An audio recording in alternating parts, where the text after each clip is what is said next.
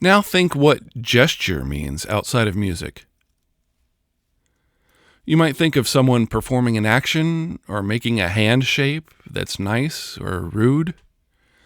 But why are things like slamming the door and waving your hand both called gestures? What do they have in common? They're both rooted in shape, movement across time, some kind of target, and some sort of feeling about that target, a relationship to it, or a desired relationship to it. Talking about gesture drawing in art, you might think in more pure terms like reaching, crouching, or jumping, toward or away from something.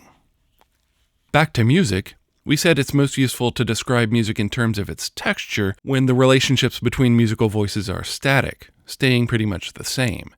However, we usually like our music to go somewhere, and that means moments of change or instability. In those cases, it's helpful to describe music in terms of gesture. What aspects of it are changing, and in what way, toward what goal, whether it reaches it or not. Think about these musical gestures. What aspects are changing in the music, and how?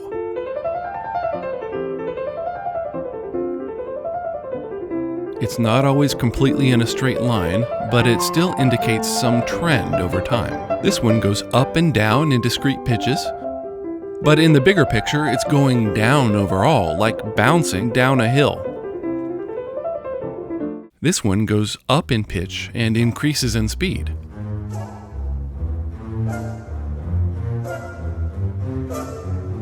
Then it goes down in pitch and increases in speed again.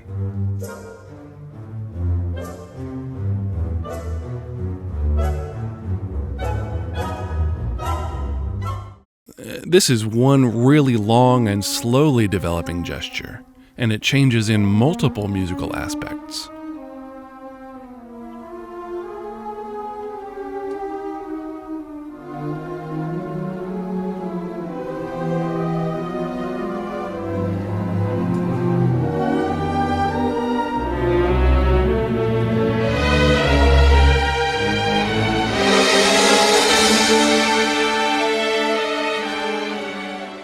Now check out my favorite musical gesture.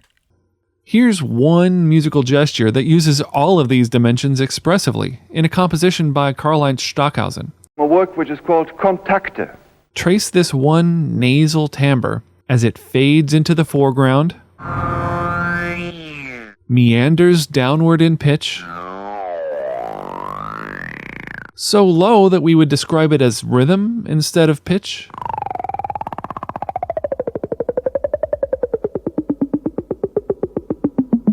And we hear more reverberation as if it is moving away from us in a large room with hard walls. And then it comes up close again.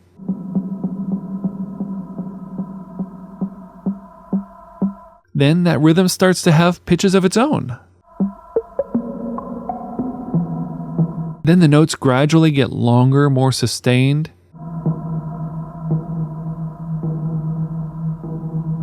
And it moves into the background, swallowed up by the reverberation as other sounds enter in the foreground.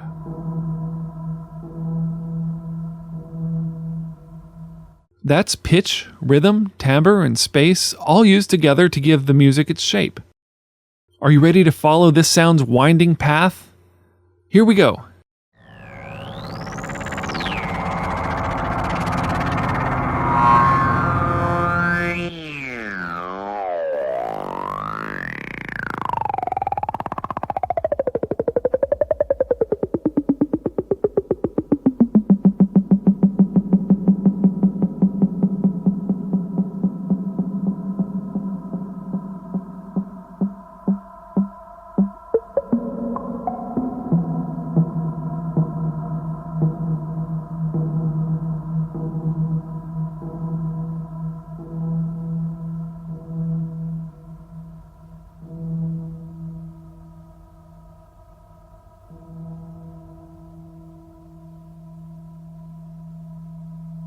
So when we describe a single sound, we can describe its timbre and might mention its amplitude envelope or spectral envelope or parts of them. When we talk about a passage of music with multiple sounds in a stable relationship, we focus on their texture. How many things are happening and how do they relate to each other?